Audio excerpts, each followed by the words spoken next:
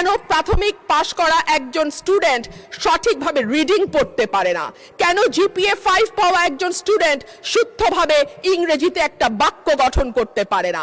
আমি মনে করি ম্যান্ডারিন বা জার্মান শেখার আগে অন্তত ইংরেজি ভাষায় বেসিক পড়তে পারা, লিখতে পারা, বলতে পারার শিক্ষাটা আমাদের ছেলে মেয়েদেরকে দিলে তারা বিদেশের বাজারে যথেষ্ট ভালো দক্ষতার সঙ্গে কাজ করতে পারবে।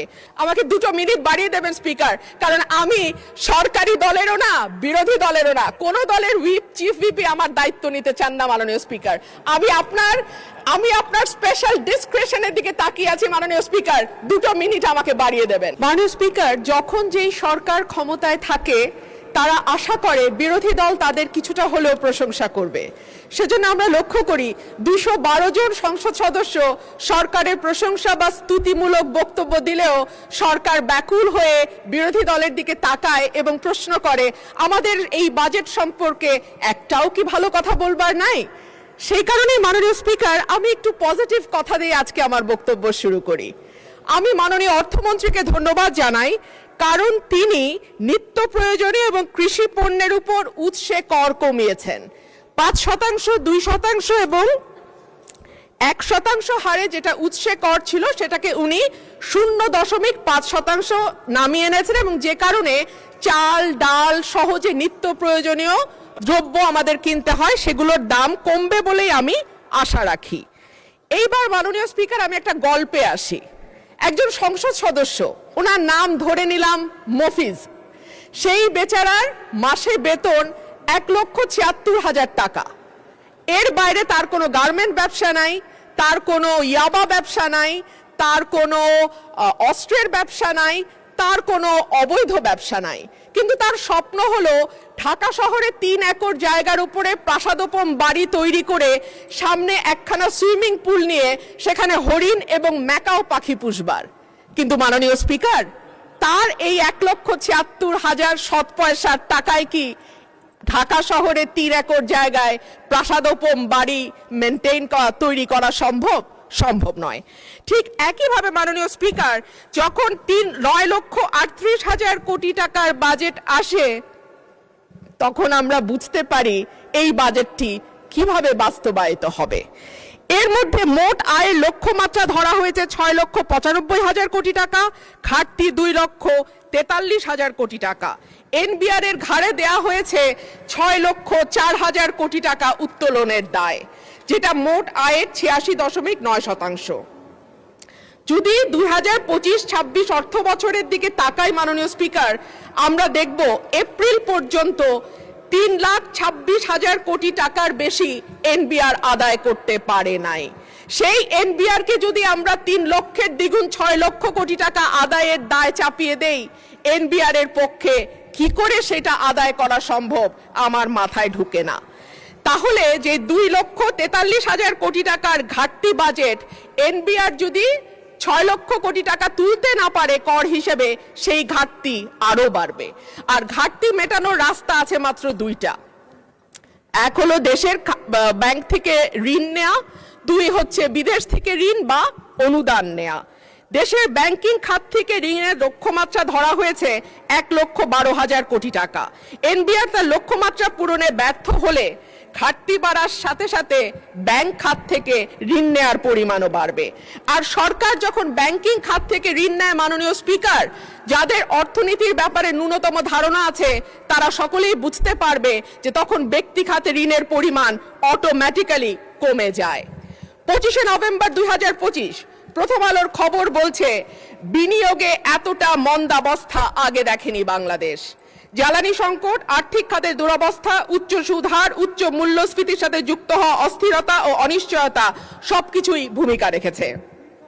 অথচ অর্থনীতি যে গর্তে পড়েছে সেখান থেকে তুলবার জন্য বিনিয়োগ ছাড়া সরকারের হাতে আর কোনো রাস্তা নাই। অর্থমন্ত্রী নিজেও সেটা উপলব্ধি করে বলেছেন, আমরা ঋণ নির্ভর বাজেট থেকে ধীরে ধীরে বিনিয়োগ নির্ভর অর্থনীতির দিকে যেতে চাই। কিন্তু বিনিয়োগের জন্য যে পরিবেশ দরকার তার কতটা বাংলাদেশ এনশিওর করতে পারছে?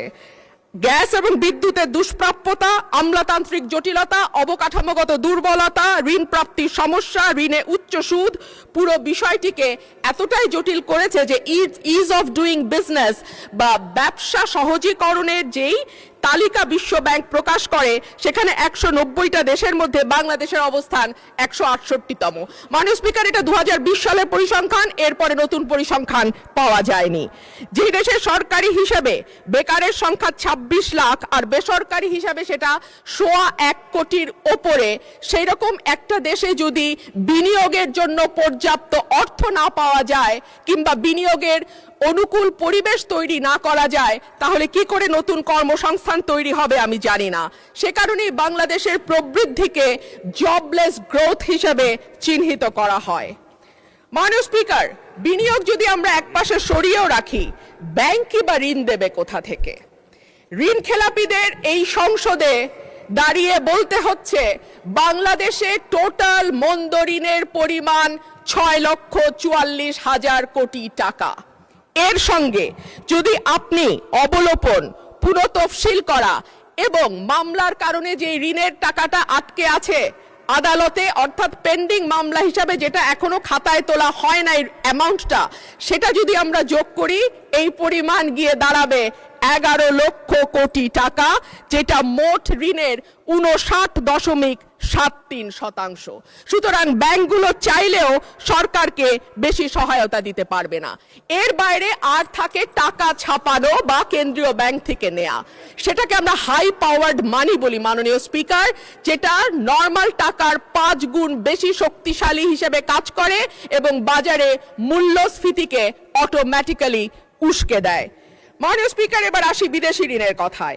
বাংলাদেশে বর্তমান সরকারের বৈদেশিক ঋণের স্থিতি $78 বিলিয়ন বা আর সরকারি বেসরকারি খাতের মিলিত বৈদেশিক ঋণের পরিমাণ 133 বিলিয়ন মার্কিন ডলার, যেখানে টোটাল জিডিপির পরিমাণ 510 বিলিয়ন মার্কিন ডলার। এইসব দেশি বিদেশি ঋণের সুদ পরিশোধের জন্য বাজেটে রাখা হয়েছে 13.59%, যেখানে স্বাস্থ্য, শিক্ষা, সামাজিক সুরক্ষা এবং খাদ্য এই 4টি খাত মিলে পুরো ব্যয় ধরা হয়েছে 29.74%। বিশ্বব্যাংক বা IMF যদি ঋণ দেয় তবে নিশ্চিতভাবেই শর্ত হবে কঠিন, তবে ঋণের সুদ হার হবে কম এবং লম্বা সময় ধরে পরিশোধের সুযোগ থাকবে। কিন্তু IMF বা বিশ্বব্যাংক যদি লোন না দেয়, তাহলে মাননীয় স্পিকার, অন্য দেশ থেকে যেমন চীন থেকে যদি আমরা ঋণ নেই, আমাদের সুদের হার হবে উচ্চ এবং দ্রুত সময়ে পরিশোধের চাপ থাকবে।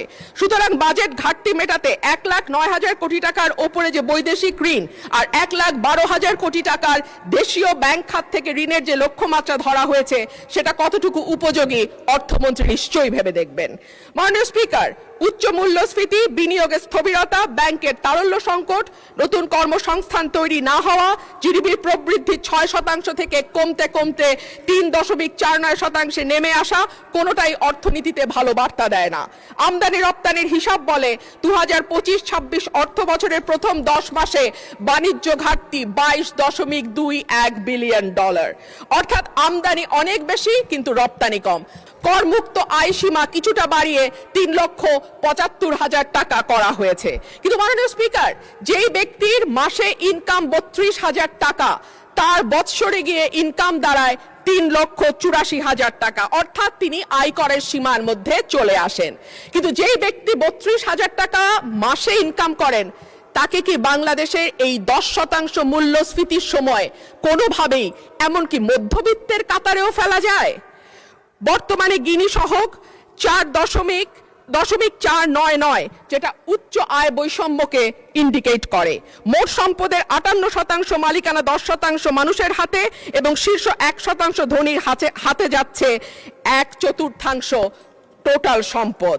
শুধু সেটাই নয়, আয়করের ক্ষেত্রে সরকারের যাবতীয় চাপ গিয়ে পড়ে সেই সব মানুষের ওপরে যারা ব্যাংকের মাধ্যমে বেতন পান, অর্থাৎ যাদের আয়কে সরাসরি ট্র্যাক করা যায়। কিন্তু যাদের আয়কে ট্র্যাক করা যায় না, এমন মানুষের সংখ্যাই বেশি এবং সে কারণে দেখা যায় বিগত 15 বছরে আমরা একজন জর্দা ব্যবসায়ী কাউস মিয়াকে 1 নম্বর হতে দেখেছিলাম ব্যক্তি খাতে ঋণ কি বলে আপনাকে ইনকাম ট্যাক্স দাওয়াতে। কিন্তু আমরা তো জানি যে বাংলাদেশে ওনার চেয়েও আরো অনেক অনেক অনেক বেশি ধনী ব্যক্তি আছেন, কিন্তু তাদের কাউকে কিন্তু 1 নম্বর করদাতা হিসাবে পাওয়া যায় নাই। অন্যান্য বারের মতো এবারও বাজেটে আয়কর সহ প্রত্যক্ষ করের হিস্সা 1/3 রাখা হয়েছে, অর্থাৎ বাকি 2/3 পরোক্ষ কর। ধনী গরিব সব মানুষের উপর সমানভাবে প্রযুক্ত হওয়া পরোক্ষ কর অবশ্যই ন্যায্যতার পরিপন্থী। আর সে কারণেই আমাদের মতো অর্থনীতির দেশগুলোকে সাধারণত প্রত্যক্ষ এবং পরোক্ষ করের অনুপাত 50-50 রাখা হয়। একটা সরকার কল্যাণমূলক রাষ্ট্র গঠনের জন্য কতটুকু আন্তরিক সেটা বোঝা যায় তার শিক্ষা, স্বাস্থ্য, সামাজিক সুরক্ষায় বরাদ্দের পরিমাণ দেখলে। এই বাজেটে শিক্ষা খাতে বরাদ্দ জিডিপির 1.8 আর স্বাস্থ্য খাতে 0.9%। বিশ্ব স্বাস্থ্য সংস্থার মতে বাংলাদেশের মতো দেশে জিডিপির অন্তত 5% স্বাস্থ্য খাতে ব্যয় হওয়া উচিত, আর ইউনেস্কোর মতে সেটা 6%। এর মধ্যেই আমরা জানি শিক্ষা এবং স্বাস্থ্য খাতে জিডিপির অনুপাতের ব্যয়ে বাংলাদেশ দক্ষিণ এশিয়ার সর্বনিম্ন অবস্থানে অবস্থান করছে। স্বাস্থ্য খাতে বরাদ্দের চরম অপ্রতুলতার কারণে বাংলাদেশের স্বাস্থ্য খাতে ব্যয়ের ক্ষেত্রে ব্যক্তির খরচ 73%, আর সরকার দেয় বাকি 63%। সে কারণে প্রতি বছর স্বাস্থ্য ব্যয় মেটাতে গিয়ে অন্তত 65 লক্ষ মানুষ দারিদ্র সীমার নিচে চলে যায়। মাননীয় স্পিকার, শিক্ষায় আমরা শুনতে পাচ্ছি তৃতীয় আরেকটি ভাষা বাধ্যতামূলক করা হয়েছে। আমি বিনীতভাবে বলবো, তৃতীয় ভাষা বাধ্যতামূলক করবার আগে আমাদের নজর দেওয়া উচিত কেন প্রাথমিক পাশ করা একজন স্টুডেন্ট সঠিকভাবে রিডিং পড়তে পারে না, কেন জিপিএ 5 পাওয়া একজন স্টুডেন্ট শুদ্ধভাবে ইংরেজিতে একটা বাক্য গঠন করতে পারে না। আমি মনে করি ম্যান্ডারিন বা জার্মান শেখার আগে অন্তত ইংরেজি ভাষায় বেসিক পড়তে পারা, লিখতে পারা, বলতে পারার শিক্ষাটা আমাদের ছেলে মেয়েদেরকে দিলে তারা বিদেশের বাজারে যথেষ্ট ভালো দক্ষতার সঙ্গে কাজ করতে পারবে। আমাকে 2 মিনিট বাড়িয়ে দেবেন স্পিকার, কারণ আমি সরকারি দলেরও না বিরোধী দলেরও না, কোন দলের হুইপ, চিফ হুইপই আমার দায়িত্ব নিতে চান না মাননীয় স্পিকার। আমি আপনার স্পেশাল ডিসক্রিশনের দিকে তাকিয়ে আছি মাননীয় স্পিকার, 2 মিনিট আমাকে বাড়িয়ে দেবেন।